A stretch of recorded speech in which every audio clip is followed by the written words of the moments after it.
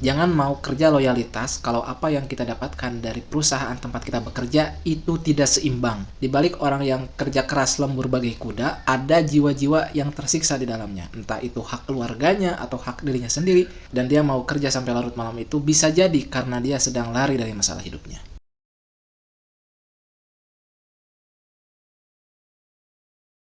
Assalamualaikum warahmatullahi wabarakatuh. Teman-teman, kembali lagi bersama saya, dan di video kali ini saya ingin membahas mengenai kerja lembur atau kerja yang sampai larut malam, atau kerja yang loyalitas, atau kerja yang sampai melebihi batas yang sudah ditentukan. Rata-rata kan di Indonesia itu kita ditentukan kerja itu sekitaran 8 jam ya. Itu rata-ratanya. Adapun orang yang lebih dari jam tersebut itu bisa jadi mereka lembur. Sehingga betapapun mereka kerjanya lebih dari 12 jam, itu mungkin setimpal dengan bayarannya. Namun banyak di luar sana, orang-orang yang sudah bekerja lebih dari 8 jam, tapi dia tidak mendapatkan upah yang sesuai dengan kerja kerasnya. Dan kejadian semacam ini saya yakin masih banyak di Indonesia. Mungkin kita menganggap bahwasanya loyalitas kita kepada tempat kita bekerja atau perusahaan kita itu adalah hal yang baik. Ya benar, itu adalah hal yang baik. Namun harus kita ingat bahwasanya tempat kerja kita bukanlah saudara kita, bukanlah orang tua kita, bukanlah adik kita, ataupun kekasih, ataupun istri kita. Yang menyebabkan tidak layak bagi kita untuk berkorban tanpa ada imbalan. Beda lagi kalau kita berkorban untuk keluarga kita, ibu kita, mertua kita, istri kita, adik kita, kakak kita. Itu hal yang wajar kalau misalkan kita berusaha membahagiakan mereka, berusaha mendedikasikan hidup kita kepada mereka tanpa ada imbalan. Itu masih termasuk wajar, meskipun jika berlebihan dan mengorbankan kebahagiaan diri sendiri itu juga salah. Namun dalam hal bekerja itu antara kita menjual keahlian kita menjual tenaga kita menjual pikiran kita untuk perusahaan, dan perusahaan mau membayarnya. Sehingga jika ada perusahaan menerapkan gaji yang seharusnya untuk 8 jam, tapi jam kerja kita lebih dari 10 jam atau bahkan sampai 12 jam atau lebih, nah di sini kita patut merasa keberatan dan komplain kepada pihak perusahaan supaya dia membayar kita sesuai kerja kita. Dulu saya menganggap bahwasanya kerja keras untuk perusahaan, mendedikasikan diri untuk perusahaan tanpa hitung-hitungan adalah hal yang luar biasa, hal yang hebat. Sehingga ketika saya melihat teman-teman saya yang ketika bekerja hitung-hitungan, misalkan dia disuruh lembur, terus dia belum apa-apa udah komplain ke atasan, nanyain masalah mau dibayar berapa dan sebagainya. Saya kurang suka gitu dengan teman-teman atau orang-orang yang seperti itu, karena saya menganggap ini orang belum apa-apa udah perhitungan. Kenapa saya merasa tidak suka? Karena saya mengukurnya dengan diri saya. Saya adalah tipe orang yang kalau disuruh ya udah all out aja gitu, mau dibayar berapa ya terserah. Karena saya menganggap udah dapat pekerjaan juga untung gitu. Saat itu pikiran saya seperti itu. Namun seiring berjalannya waktu, ketika saya sudah mulai menyadari bahwasanya kenapa saya mau disibukkan oleh pekerjaan tanpa dibayar, sedangkan teman saya tidak mau, kurang lebih karena saya menganggap hidup saya untuk bekerja gitu. Sedangkan normalnya manusia adalah kita itu hidup untuk menjalani kehidupan. Kalau yang muslim untuk beribadah, termasuk dia berkeluarga dan sebagainya dihitung ibadah, dan dia bekerja hanya untuk menyambung kehidupan. Sedangkan orang-orang yang tidak normal adalah dia hidup hanya untuk bekerja. Sampai-sampai dia mengorbankan keluarganya, mengorbankan pertemanannya, mengorbankan interaksi sosialnya, dan itu tidak normal. Sebelum saya menyadari bahwasanya itu adalah suatu kesalahan, awalnya saya merasa baik-baik saja. Gak ada masalah bagi saya berangkat jam 8, berangkat setengah 9, dan nanti pulangnya jam 8, jam 9, atau bahkan setengah 10, itu gak ada masalah sama sekali. Tapi ternyata makin kesini saya sadar, pekerjaan semacam itu, pekerjaan yang oper tapi gajinya tetap segitu, itu adalah pekerjaan yang tidak sehat, akan mengganggu kestabilan jiwa kita. Ya tentunya yang jadi korban adalah pertemanan, kekeluargaan, dan tentunya diri kita akan punya hubungan yang kurang baik dengan orang-orang terdekat kita, karena kita jarang ada waktu, kita selalu menghabiskan diri dengan pekerjaan, kita berusaha menekan diri kita dengan pekerjaan, sehingga kalau misalkan nanti ada puncak-puncaknya kita ingin marah, emosi, dan sebagainya, bisa jadi yang kena imbasnya orang-orang terdekat kita. Dan setelah hampir 3 tahun saya bekerja sebagai staf administrasi, di mana kita bekerja lebih dari 8 jam, meskipun fleksibel dan gak melulu bekerja dan gak turun ke lapangan, kita hanya di ruangan ber-AC, saya baru sadar bahwasanya kenapa saat ini saya rela bekerja lebih dari 8 jam tapi gaji segitu-gitu aja dan bisa dibilang imbalannya kurang setimpal. Karena saya juga baru ngeh bahwasanya saya adalah orang yang antisosial. Orang-orang yang interaksi sosialnya baik, dia pasti akan merasa keberatan kalau misalkan dia pulang lebih dari jam 5, lebih dari jam 4. Karena apa? Karena dia berpikir kalau kita habis untuk kerja, kita tidak akan bisa membangun relasi dengan orang lain, kita tidak bisa mengembangkan diri. Itu yang ada di benak orang-orang yang normal, yang kejiwaannya bagus. Sedangkan orang-orang yang punya masalah namun toksik, dia merasa ya udah saya menghabiskan waktu untuk perusahaan saya loyal tanpa dibayar, dan bagi saya itu adalah memuaskan. Saya berarti orang yang hebat.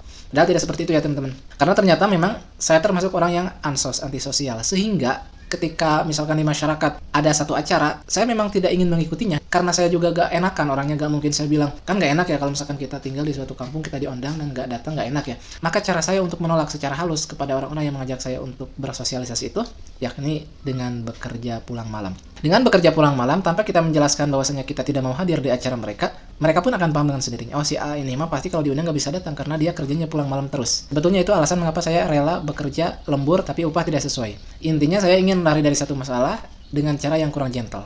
Kemudian juga setelah bertahun-tahun saya pulang malam, akhirnya saya merasa bahwasanya hidup ini gak ada perkembangan. Kemudian juga pikiran saya sumpek, gak ada kemajuan. Yang saya pikirin kerja, tidur, berangkat kerja, pulang, tidur, makan, dan sebagainya. Gak ada relasi yang dibangun di sana, kemampuan diri gak berkembang karena yang dilakuin itu aja, dan emang gak ada waktu lagi. Sedangkan seharusnya saya sadar bahwasanya pekerjaan saya ini belum tentu langgeng, ada kalanya kita juga harus pensiun, atau mungkin besok atau beberapa hari ke depan saya karena suatu kesalahan bisa dipecat. Dan setelah saya dipecat, kalau saya tidak punya keahlian lain selain ini, kalau saya tidak bisa mengembangkan diri dari yang sekarang, saya pasti jadi pengangguran dan ya saya nggak bisa dapat pendapatan lagi gitu. Mending kalau misalkan setelah saya dipecat nanti ada lowongan pekerjaan di tempat lain yang membutuhkan staf administrasi, mungkin saya bisa masuk.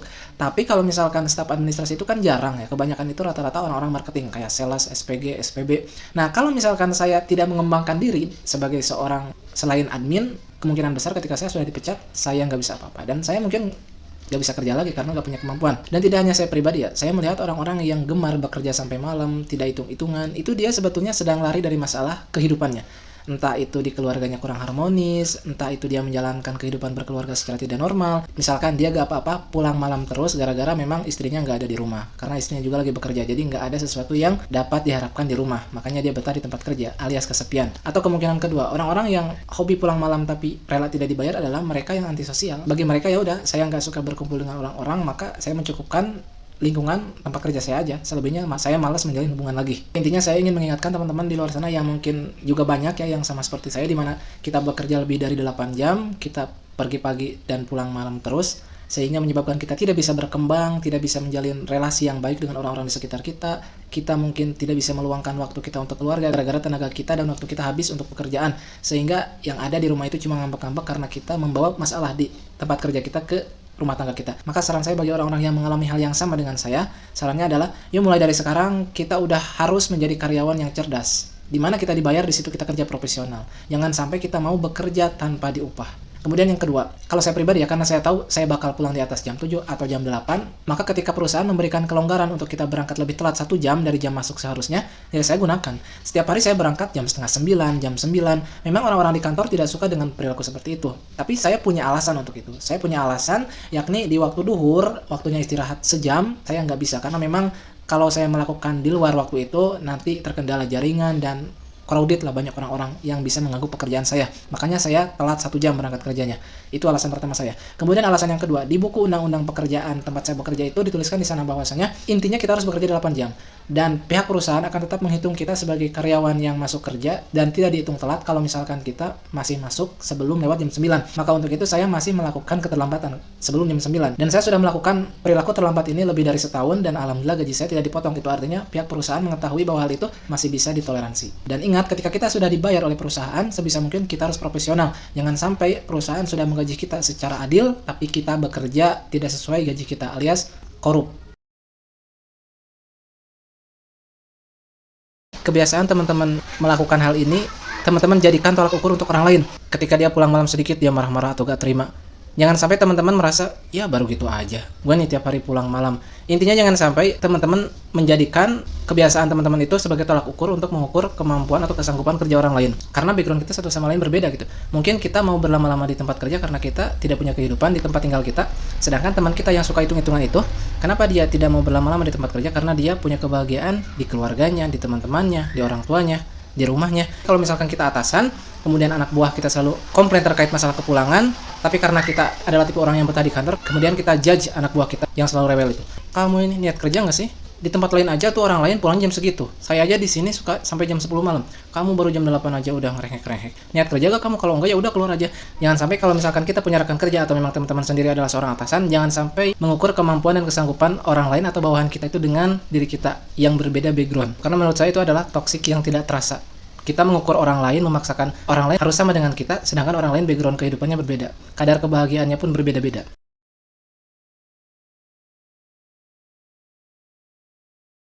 Oke, barangkali itu aja. Mudah-mudahan sistem kerja kita di Indonesia semakin hari semakin membaik ya. Sampai jumpa di video berikutnya. Assalamualaikum warahmatullahi wabarakatuh.